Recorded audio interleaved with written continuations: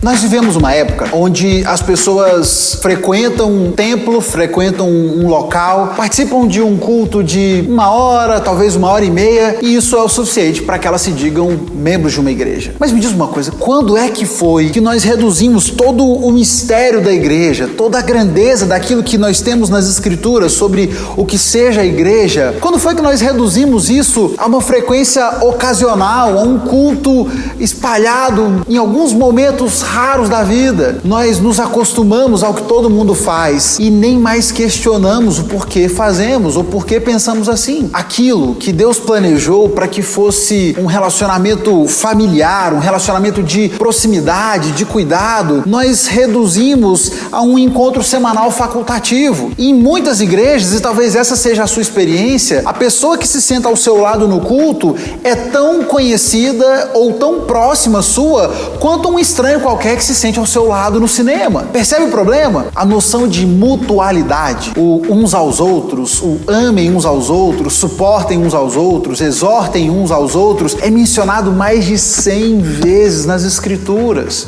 Nós vemos uma preocupação bíblica com o cuidado mútuo, com o amor uns com os outros. E a igreja deveria ser essa expressão máxima do amor, do cuidado uns pelos outros. Não dá pra gente se contentar com qualquer experiência e qualquer convivência e chamar isso de amor cristão. Porque afinal de contas o próprio Jesus nos alertou de que até os pecadores sabem amar, até os pecadores amam uns aos outros, amam aqueles que lhes fazem bem. Uma coisa que ficou muito clara no Novo Testamento é que a igreja deve ser conhecida pelo seu amor. Olha o que nós temos escrito no livro de João, Evangelho de João, no capítulo 13, a partir do verso 34.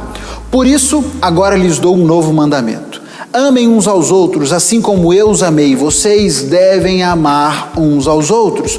Seu amor uns pelos outros provará ao mundo que são meus discípulos.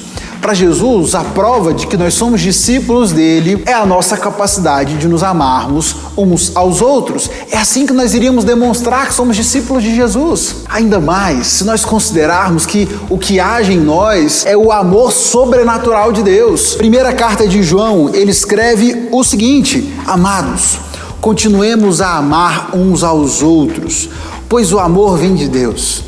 Quem ama é nascido de Deus e conhece a Deus. Quem não ama, não conhece a Deus, porque Deus é amor. Deus mostrou o quanto nos amou ao enviar seu único Filho ao mundo para que por meio dele tenhamos vida.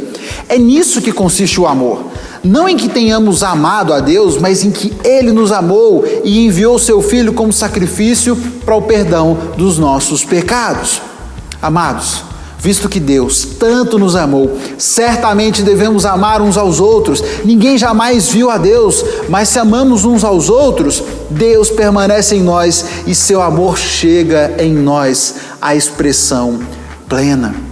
Por mais que não tenhamos visto com os nossos olhos a Deus, o texto nos diz que entendemos e refletimos a plenitude do amor de Deus quando aprendemos, quando nos dispomos a amar uns aos outros. E não amamos porque somos perfeitos, não amamos porque somos capazes de amar, mas porque recebemos esse amor sobrenatural de Deus, o amor daquele que antes de tudo amou a mim, amou a você. Percebe a plenitude dessa promessa de que Deus, ele permanecerá em nós e que o amor dele se revelará em nós se nós amarmos uns aos outros? Percebe também o alerta que é feito de que aquele que não ama não conhece a Deus. E não nos enganemos, é só esse amor sobrenatural de Deus que vai nos permitir experimentar essa unidade que também é sobrenatural, que Ele quer de nós. Jesus orou por isso, Ele orou por nós, orou pela nossa unidade.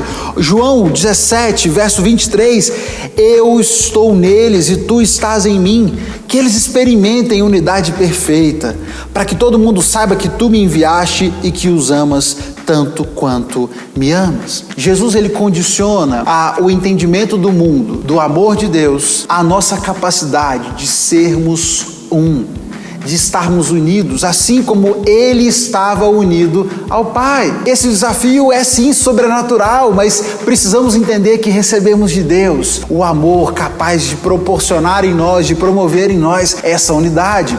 O que nós não podemos fazer é negligenciar a importância disso. A igreja primitiva, ela provou que a salvação é resultado da unidade da igreja. A salvação das pessoas foi resultado direto da unidade que viam nelas. E se ainda hoje nós amamos o mundo e queremos de fato resgatar pessoas, precisamos nos preocupar com a unidade da igreja. Nós, como igreja, queremos levar a sério essas promessas e queremos lutar para viver em unidade. Queremos lutar contra os nossos impulsos egoístas de pensar só em nós e nas nossas vontades. Queremos lutar contra tudo isso e empenhar tempo e empenhar energia, ainda que isso nos custe, para cuidar um do outro, para amar um ao outro. Muitas pessoas se sentem frustradas porque não se sentiram amadas. Só que por isso já desistiram da igreja, desistiram de tentar, se deram por vencidas. O meu desafio é para que você não desista, para que você não se dê por vencido. Se a falta de amor, a falta de unidade da igreja te gerou frustração, talvez tenha te afastado da igreja, eu quero te convidar para voltar. Não desista de experimentar aquilo que a igreja pode ser,